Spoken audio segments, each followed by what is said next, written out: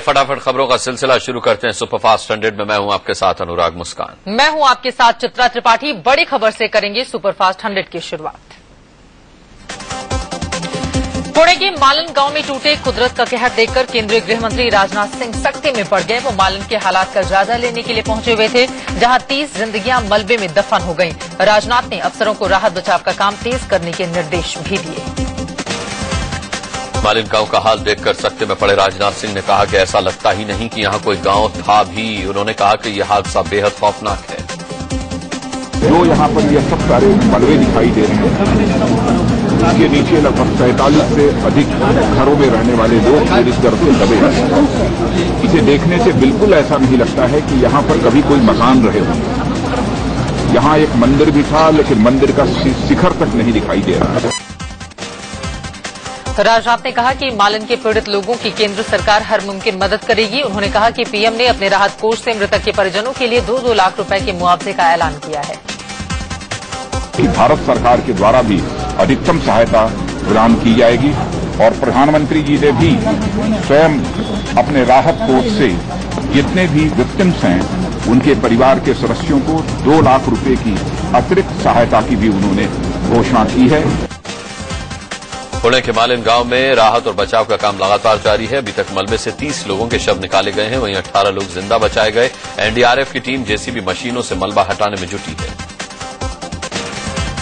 मलबे में अभी भी 160 लोगों के फंसे होने की आशंका जताई जा रही है, क्योंकि इतने लोग लापता हैं। दरअसल लैंडस्लाइड की चपेट में आकर 45 घर जमींदोज हो गए और इन घरों के सैकड़ों लोगों के मलबे में ही दबे होने की आशंका है। एनडीआरएफ के 280 जवान राहत और बचाव के काम में लगे हुए हैं, लेकिन मलबा इतना ज्यादा है कि इसे हटाने में अभी 3 दिन और लग सकते हैं। बीच बीच में बारिश की वजह से राहत के काम में भी बाधा आ रही है। मालिन गांव की आबादी करीब 700-800 लोगों की है और यहां 100 से ज्यादा कच्चे पक्के मकान थे, लेकिन ये तस्वीरें बता रही हैं कि लैंडस्लाइड के चलते इन मकानों का हाल क्या हो गया। चंद घर बचे, बाकी सब के सब मिट्टी में मिल गए। इन 2 तस्वीरों के जरिए मालिन का हाल समझा जा सकता है। हादसे से पहले मालिन गांव में हरियाली थी, मकान आबाद थे, मंदिर था, चारों तरफ चहल पहल थी, लेकिन अब यहां सिर्फ मलबा ही मलबा पसरा हुआ है। सैटेलाइट के जरिए भी मालिन गांव की हैरान करने वाली तस्वीरें सामने आई हैं। लैंडस्लाइड से पहले की तस्वीरों में मालिन गांव में चारों तरफ फैले हुए घर नजर आ रहे हैं, लेकिन हादसे के बाद घरों का नामो निशान खत्म हो गया और गांव सपाट दिखाई दे रहा है। पुणे के भीमा शंकर महादेव इलाके में कल तेज बारिश के बाद सुबह सुबह बड़ा सा चट्टान खिसककर मालिन गांव में आ गिरा था। साथ ही जमीन के धंसते चले जाने से पूरा मालिन गांव ही मलबे में तब्दील होता चला गया। वहीं उत्तराखंड में एक बार फिर से कुदरत का कहर टूटा है। टिहरी जिले के घनसाली के जखनियाली गांव में बादल फटने से 6 लोगों की मौत हो गई। मरने वालों में 3 महिलाएं और 2 बच्चे भी शामिल हैं। मलबे में अभी भी कुछ और लोगों के दबे होने की आशंका जाहिर की जा रही है। जखनियाली गांव में राहत और बचाव की टीम मलबा हटाने के काम में जुटी हुई है। देर रात करीब 2:15 बजे के आसपास घनसाली में बादल फटा, जिसके बाद हाहाकार मच गया। बादल फटने से करीब 25 मकान तबाह हो गए, कुछ मकान तो पूरी तरह से जमींदोज हो गए। हादसे के बाद से टिहरी के जखनियाली गांव में मातम पसरा हुआ है। कुदरत के इस कहर के चलते कई परिवारों पर दुखों का पहाड़ ही टूट पड़ा है। हादसे की खबर मिलने के बाद उत्तराखंड के कैबिनेट मंत्री हरक सिंह रावत जखनियाली गांव पहुंचे। यहां उन्होंने तबाही का जायजा लिया, साथ ही पीड़ित परिवारों से भी मुलाकात की। टिहरी के जखनियाली में बादल फटने के मारे गए 6 लोगों के परिजनों के लिए उत्तराखंड सरकार ने 5-5 लाख रुपए के मुआवजे का ऐलान किया है और घायलों को 1-1 लाख के मुआवजे की बात कही है। उत्तराखंड के मसूरी में हुए एक सड़क हादसे में 3 लोगों की मौत हो गई, जबकि 2 लोग घायल हो गए। यह हादसा उस समय हुआ जब टिहरी रोड पर बाटाघाट के पास एक कार गहरी खाई में जा गिरी। खराब मौसम को हादसे की वजह बताया जा रहा है।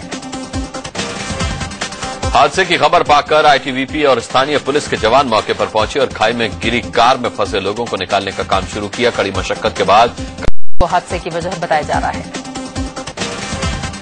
हादसे की खबर पाकर आईटीबीपी और स्थानीय पुलिस के जवान मौके पर पहुंचे और खाई में गिरी कार में फंसे लोगों को निकालने का काम शुरू किया। कड़ी मशक्कत के बाद कार में फंसे 2 घायलों को बाहर निकाल लिया गया। मुंबई के चैम्बूर में ईस्टर्न फ्री वे के पास बारिश के चलते पहाड़ी का एक हिस्सा रिहायशी इलाके में जा गिरा। मलबे की चपेट में आने से 6 साल के एक बच्चे की मौत हो गई, जबकि 5 अन्य लोग घायल हो गए। मुंबई में लगातार हो रही भारी बारिश ने मुंबईकरों की मुसीबतें बढ़ा दी हैं। बारिश के चलते निचले इलाकों में हुए जल जमाव से बीएमसी की पोल खुल गई है। भारी बारिश और जलभराव के चलते वेस्टर्न एक्सप्रेस हाईवे पर भीषण जाम लग गया। कई किलोमीटर तक गाड़ियों की लंबी लाइन लग गई। गाड़ियां रेंग रेंग कर चल रही थीं, जिससे लोगों को अपनी मंजिल तक पहुंचने में भारी परेशानी उठानी पड़ी। छत्तीसगढ़ के बलौदा बाजार में भारी बारिश के बाद जनजीवन बुरी तरह से प्रभावित हुआ है। महानदी, शिवनाथ नदी और जोंक नदी का जलस्तर बढ़ गया है, जिससे इनका पानी रिहायशी इलाकों में घुस गया है। बलौदा बाजार के गिधौरी इलाके में सबसे ज्यादा असर बाढ़ का देखा जा रहा है। यहां के सैकड़ों घरों में 5-5 फीट तक पानी घुस गया है। बिजली और संचार व्यवस्था ध्वस्त हो चुकी है। सड़कों पर पानी भर जाने से लोग घरों में कैद होकर रहने को मजबूर हैं। दक्षिण दिल्ली के एमबी रोड पर उस समय हड़कंप मच गया जब हमदर्द यूनिवर्सिटी के पास एक चलती कार में अचानक आग लग गई। ये कार खानपुर की ओर जा रही थी। उसी समय कार से धुआं उठा और कार आग की लपटों से घिर गई। गनीमत रही कि कार से धुआं उठता देख ड्राइवर तुरंत कार से बाहर निकल गया। देखते ही देखते पूरी कार धू-धू कर जलने लगी। बीच सड़क पर जलती कार देख लोग सकते में आ गए। दोनों साइड का ट्रैफिक ठप हो गया, जिससे सड़क पर लंबा जाम लग गया। कार में आग की खबर तुरंत दमकल विभाग को दी गई। लोगों का कहना है कि खबर मिलने के 1 घंटे बाद दमकल की टीम मौके पर पहुंची और आग बुझाने की कोशिश शुरू की। थोड़ी मशक्कत के बाद आग पर काबू पा लिया गया। हालांकि तब तक कार जलकर खाक हो चुकी थी। दिल्ली के तिलक नगर इलाके में बनी एक एक्सरे लैब में आग लगने से 2 लोगों की मौत हो गई, जबकि 4 लोग झुलस गए। मरने वाले दोनों लैब टेक्नीशियन थे, जो उसी लैब में पिछले काफी वक्त से काम कर रहे थे। आग ग्राउंड फ्लोर पर लगी थी, लेकिन लैब में लगा फायर अलार्म काम नहीं कर रहा था, जिससे फर्स्ट फ्लोर पर मौजूद लोगों को आग की खबर तक नहीं हुई और दम घुटने से 2 लोगों की मौत हो गई। आगरा में नेशनल हाईवे पर तेज रफ्तार ट्रक ने एक बाइक पर सवार 3 लोगों को टक्कर मार दी। हादसे में मौके पर ही तीनों की मौत हो गई। पुलिस ने ट्रक को कब्जे में कर लिया है। हाई प्रोफाइल ज्योति मर्डर केस के आरोपी पति पीयूष पर पेशी के दौरान कानपुर कोर्ट परिसर में हमला हुआ। पुलिस की मौजूदगी में ही वकीलों ने पीयूष की धुनाई कर दी। पुलिस जीप में बैठे पीयूष पर वकील टूट पड़े। बड़ी मुश्किल से पुलिस पीयूष को बचा पाई। पेशी के दौरान कोर्ट के गलियारे में भी पीयूष को पीटने की कोशिश वकीलों ने की। पत्नी की हत्या करवाने वाले पीयूष से वकील भड़के हुए थे। कोर्ट गलियारे में वकीलों ने पीयूष को खदेड़ना शुरू कर दिया। किसी तरह पुलिस उसे लेकर भागी। कानपुर में उस दुकान की सीसीटीवी फुटेज भी सामने आ गई, जहां ड्राइवर अवधेश ने पीयूष की पत्नी ज्योति की हत्या करने के लिए चाकू खरीदा था। इन तस्वीरों में अवधेश अपने साथी के साथ दिख रहा है। अवधेश ने 4 चाकू खरीदे थे, जिसके पैसे पीयूष ने दिए थे। हाईकोर्ट ने दिल्ली में ई रिक्शा पर फौरी प्रतिबंध लगा दिया है। ये पाबंदी आज से 14 अगस्त तक लागू रहेगी, यानी आज से 14 अगस्त तक दिल्ली की सड़कों पर ई रिक्शा नहीं चलेंगे। 14 अगस्त को ही इस मामले में अगली सुनवाई है। दिल्ली हाईकोर्ट ने त्रिलोकपुरी में ई रिक्शे की टक्कर से एक बच्चे के खौलती कड़ाही में गिरने से हुई मौत के मामले का स्वतः संज्ञान लेते हुए ये फौरी आदेश सुनाया है और 14 अगस्त तक दिल्ली में ई रिक्शा पर पाबंदी लगा दी है।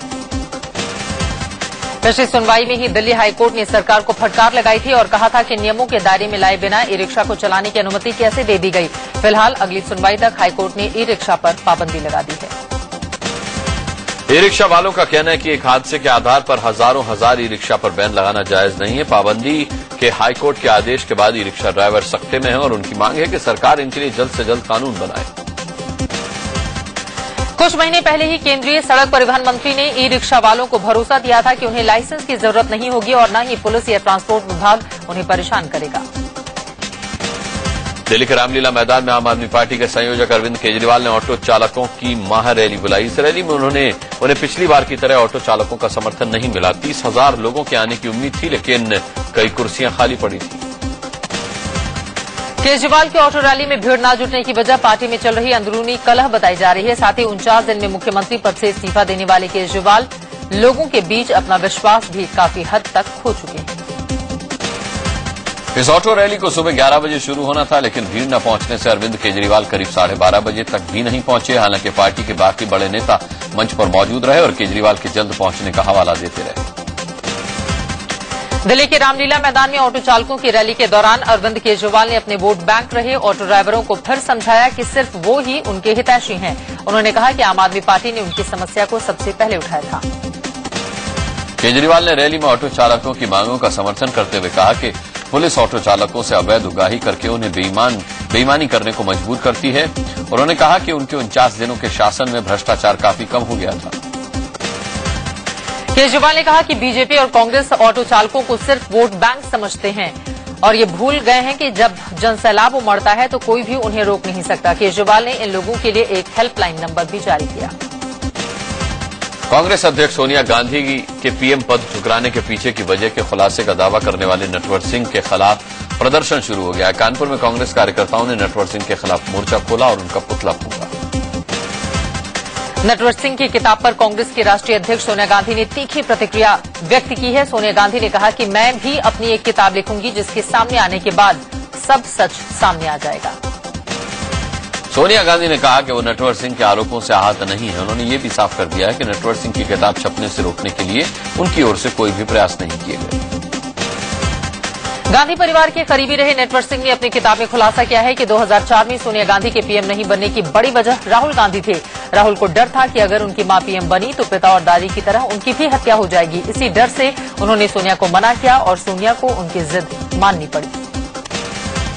नटवर सिंह ने कहा है कि प्रियंका गांधी ने उनसे मिलकर अनुरोध किया कि वो राहुल गांधी के सोनिया गांधी को पीएम पद न स्वीकारने वाली बात को किताब से हटा दें। नटवर सिंह का दावा है कि राहुल और सोनिया गांधी ने भी उनसे ऐसा ही अनुरोध किया था। नटवर सिंह के खुलासे के बाद बीजेपी का कहना है कि जिस तरह से उनकी किताब रिलीज होने से पहले सोनिया और प्रियंका उनसे मिली, इससे जाहिर होता है कि कुछ तो ऐसा है जो वो नहीं चाहते थे बाहर आए। पुस्तक के बिल्कुल आने से पूर्व गांधी परिवार के सदस्य यदि उनसे मिलने जाते हैं तो हो सकता है कुछ ऐसी बात हो जो वो चाहते हो कि आगे ना आए। पूर्व पीएम मनमोहन सिंह ने कहा है कि सोनिया गांधी के पीएम नहीं बनने के पीछे की कहानी की उन्हें जानकारी नहीं है। नटवर सिंह को आड़े हाथों लेते हुए उन्होंने कहा कि निजी बातचीत को सार्वजनिक करना गलत है और वो किताब बेचने के लिए ऐसे हथकंडे अपना रहे हैं।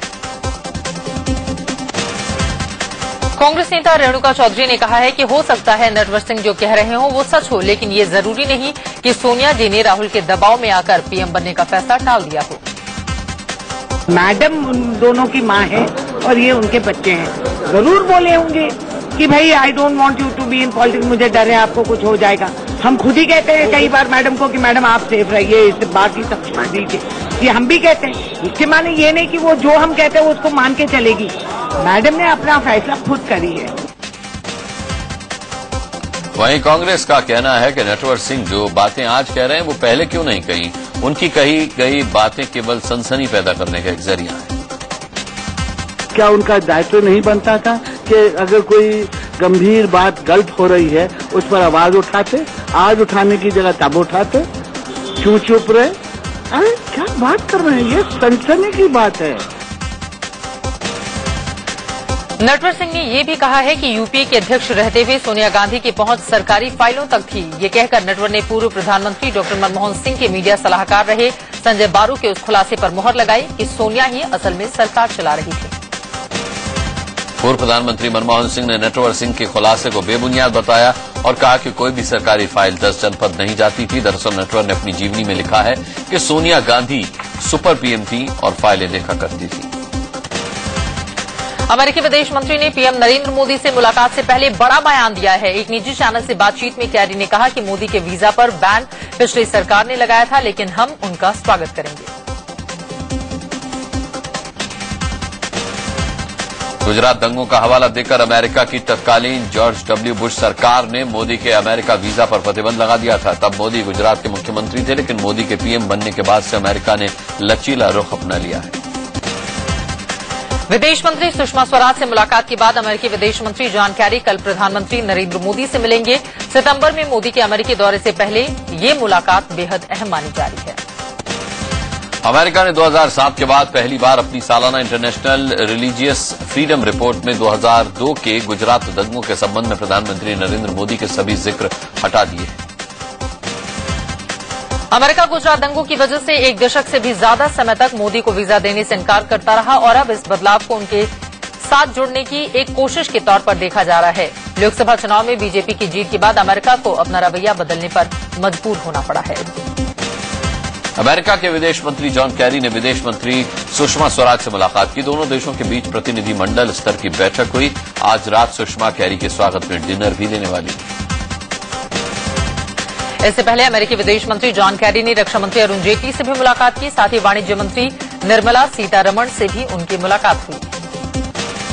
भारत दौरे पर आए अमेरिका के विदेश मंत्री जॉन कैरी ने आईआईटी दिल्ली का दौरा किया। वो आईआईटी के लैब में पहुंचे और छात्रों से कई मशीनों के बारे में जानकारी ली। जासूसी प्रकरण को लेकर राज्यसभा में आज फिर हंगामा हुआ। कांग्रेस ने कहा कि खुद गृह मंत्री राजनाथ सिंह की जासूसी हो रही है, इसीलिए उनकी सफाई का कोई मतलब नहीं है। कल ही राजनाथ ने कहा था कि नितिन गडकरी की जासूसी नहीं हुई, इसीलिए जांच भी नहीं होगी। बीजेपी सांसदों ने ही लोकसभा में मोदी सरकार के मंत्रियों की खूब फजीहत कराई। बिहार से बीजेपी सांसद छेदी पासवान के सवाल पर सड़क परिवहन राज्य मंत्री किशन पाल गुर्जर फंस गए। छेदी ने टोल टैक्स के मुद्दे पर सवाल उठाया था। इसी तरह राजस्थान से बीजेपी सांसद संतोष अहलावत के सवाल पर केंद्रीय ग्रामीण विकास राज्य मंत्री उपेंद्र कुशवाहा को जवाब देते नहीं बना। लोकसभा में संतोष अहलावत को यहां तक कहना पड़ा कि वो मंत्री जी के जवाब से संतुष्ट नहीं। एमआईएम-क्यूएम सांसद असदुद्दीन ओवैसी सवाल पर कपड़ा मंत्री संतोष गंगवार लोकसभा में बुरी तरह फंस गए। ओवैसी के बार बार सवाल से गंगवार असहज भी हो गए और यहां तक कह दिया कि मंत्री जी जवाब नहीं दे पा रहे। बीजेपी संसदीय दल की बैठक की अध्यक्षता पहली बार नए अध्यक्ष अमित शाह ने की। संसद में हुई बैठक में शाह ने बीजेपी सांसदों को कई मंत्र भी दिए। सांसदों से अपने क्षेत्र में ध्यान देने, वहां दफ्तर खोलने और फंड को ठीक से खर्च करने को कहा। यूपीएससी की सिविल सेवा परीक्षा से सीसेट हटाने की मांग को लेकर के कल हुई झड़प के बाद दिल्ली के मुखर्जी नगर और नेहरू विहार इलाके में धारा 144 लगा दी गई है। चप्पे चप्पे पर पुलिस तैनात है। दरअसल कल मुखर्जी नगर में धरने पर बैठे यूपीएससी के परीक्षार्थियों को पुलिस ने जबरन हटाने की कोशिश की और तंबू उखाड़ दिए, जिसके बाद छात्र भड़क उठे और पथराव शुरू कर दिया, जिसके जवाब में पुलिस ने लाठीचार्ज किया। उत्साही छात्रों ने बस और बाइक को आग के हवाले कर दिया। कई गाड़ियों में भी तोड़फोड़ की गई। ये छात्र मुखर्जी नगर से जुलूस के रूप में बाड़ा हिंदूराव अस्पताल जाने के लिए निकले थे, जहां अनशनकारी छात्रों को पुलिस ने जबरन भर्ती कराया था, तभी झड़प हो गई। यूपीएससी परीक्षा से सीसेट खत्म करने की मांग को लेकर अनशन पर बैठे छात्रों को जबरन उठाए जाने के विरोध में जेएनयू के छात्रों ने विरोध प्रदर्शन किया। जंतर मंतर पर जमा हुए छात्रों ने पुलिस कार्रवाई के विरोध में प्रदर्शन कर पुतला फूंका। यूपीए सरकार में मंत्री रहे 16 नेताओं ने अब तक सरकारी बंगला खाली नहीं किया है। मंत्री पद गंवाए 2 महीने हो गए, लेकिन ये नेता अभी तक सरकारी बंगले में जमे हुए हैं। अब मोदी सरकार ने इन 16 पूर्व मंत्रियों को फौरन बंगला खाली करने को कहा है। लोकसभा में जवाब देते हुए शहरी विकास मंत्री वेंकैया नायडू ने बताया कि बंगला खाली नहीं करने वाले पूर्व मंत्रियों को नोटिस भेजा गया है और 1 हफ्ते में जवाब भी मांगा गया है। साथ ही इन नेताओं पर 20 लाख का जुर्माना भी लगाया गया है। जिन पूर्व केंद्रीय मंत्रियों ने सरकारी बंगला नहीं छोड़ा है, उनमें कपिल सिब्बल, फारूक अब्दुल्ला, बेनी प्रसाद वर्मा के साथ साथ पल्लव राजू, गिरिजा व्यास, अजीत सिंह जैसे वरिष्ठ नेताओं के नाम शामिल हैं। इसके अलावा कृष्णा तीरथ, एसके जैना, सचिन पायलट, जितेंद्र सिंह, प्रदीप जैन आदित्य जैसे पूर्व मंत्रियों ने भी बंगला नहीं छोड़ा है। इस लिस्ट में पीबी नाइक, कल्ली कृपारानी, एमएच गावित जैसे पूर्व मंत्रियों के नाम भी हैं। सहारनपुर धीरे धीरे शांत हो रहा है। आज कर्फ्यू में एक साथ 6 घंटे की ढील दी गई। कर्फ्यू में ढील के बाद लोग घरों से बाहर निकले और जरूरी सामान की खरीदारी की। कर्फ्यू में ढील मिलने के बाद सहारनपुर में कौमी एकता के लिए रैली निकाली गई। लोगों ने हिंदू, मुस्लिम, सिख, ईसाई आपस में सब भाई भाई के नारे लगाए। गिले शिकवे भूलकर नई शुरुआत करने की अपील की। सहारनपुर हिंसा मामले में पुलिस ने मुख्य आरोपी मोहर्रम अली उर्फ पप्पू समेत 6 आरोपियों को गिरफ्तार किया। पुलिस ने मोहर्रम अली पप्पू के बेटे को भी सहारनपुर पुलिस ने गिरफ्तार किया है। पुलिस ने मुख्य आरोपी के खिलाफ एनएसए समेत कई संगीन धाराओं में केस दर्ज किया है। साथ ही बाकी आरोपियों पर भी संगीन धाराएं लगाई गई हैं। मुख्य आरोपी मोहर्रम अली पर एक समुदाय के लोगों को इकट्ठा कर भड़काने का आरोप है। दिल्ली बीजेपी नेता लकीराम शर्मा पर सफदरजंग थाने में एफआईआर दर्ज की गई है। उनके ऊपर सरकारी संपत्ति पर पोस्टर लगवाने का आरोप है। हालांकि उन्होंने एफआईआर की जानकारी होने से साफ इनकार कर दिया। भोपाल में कांग्रेसी कार्यकर्ताओं ने व्यापम घोटाले पर मुख्यमंत्री शिवराज सिंह चौहान और आरएसएस नेता सुरेश सोनी के खिलाफ जोरदार प्रदर्शन किया। इस दौरान कार्यकर्ताओं की पुलिस से झड़प भी हुई। जनरल विक्रम सिंह ने आर्मी चीफ पद से विदाई के वक्त बड़ा बयान दिया है। भारतीय सैनिकों के सिर काटे जाने पर उन्होंने कहा कि पाक की करतूत पर भारतीय सेना ने माकूल जवाब दिया था। वो आज सेना से रिटायर हो गए। सिंह ने आर्मी चीफ पद से विदाई के वक्त बड़ा बयान दिया है। भारतीय सैनिकों के सिर काटे जाने पर उन्होंने कहा कि पाक की करतूत पर भारतीय सेना ने माकूल जवाब दिया था। वो आज सेना से रिटायर हो गए। इससे पहले उन्हें दिल्ली में अमर जवान ज्योति पर गार्ड ऑफ ऑनर दिया गया। इस दौरान उन्होंने मीडिया से अपने कार्यकाल के बारे में अनुभव साझा किए। उनके रिटायरमेंट के बाद दलबीर सिंह सुहाग ने कार्यभार संभाल लिया। बेंगलुरु के एक स्कूल में मासूम बच्ची के साथ गैंगरेप के खिलाफ लोगों का गुस्सा थमने का नाम नहीं ले रहा। कन्नड़ समर्थक समूह ने आज बेंगलुरु में बंद का ऐलान किया। बंद के दौरान हंगामे की आशंका को देखते हुए शहर में सुरक्षा के तगड़े इंतजाम थे। यूपी के प्रतापगढ़ में पेड़ से लटकता एक लड़की का शव मिलने से सनसनी फैल गई। आशंका जताई जा रही है कि लड़की की बलात्कार के बाद हत्या की गई, जिसके बाद शव को पेड़ से टांग दिया गया। पुलिस मामले की जांच कर रही है। इलाहाबाद के तेलियरगंज इलाके में बाइक सवार 2 युवकों ने एक लड़की पर तेजाब फेंक दिया। इस एसिड अटैक में लड़की के दोनों हाथ बुरी तरह झुलस गए। लड़की माबल की एक दुकान पर अकाउंटेंट है। पुलिस हमलावरों की तलाश में जुटी है। मध्य प्रदेश के भिंड में ट्यूशन पढ़कर लौट रही छात्राओं को छेड़ रहे एक शख्स को लोगों ने बुरी तरह पीटा। भीड़ ने इस युवक को पकड़ लिया और बीच सड़क पर जमकर पिटाई की। मौके पर पहुंची पुलिस ने किसी तरह से इस युवक को भीड़ से बचाया। लखनऊ में जवाहर भवन के बाहर प्रदेश की सैकड़ों आंगनबाड़ी कार्यकर्ताओं ने अपनी 18 मांगों को लेकर प्रदर्शन किया। इन लोगों ने सरकार को 2 महीने का अल्टीमेटम भी दिया। वाराणसी में सूचना के अधिकार के प्रयोग से भ्रष्टाचार के मामलों को उजागर करने वालों पर हमले रोकने और उन्हें सुरक्षा देने के लिए आरटीआई कार्यकर्ताओं ने मौन जुलूस निकाला। गुजरात के अहमदाबाद में एक तेंदुए को मोर का पीछा करना महंगा पड़ गया। मोर का पीछा करते करते तेंदुआ एक ट्रांसफार्मर पर कूद गया। करंट लगने से ट्रांसफार्मर पर ही तेंदुए की मौत हुई।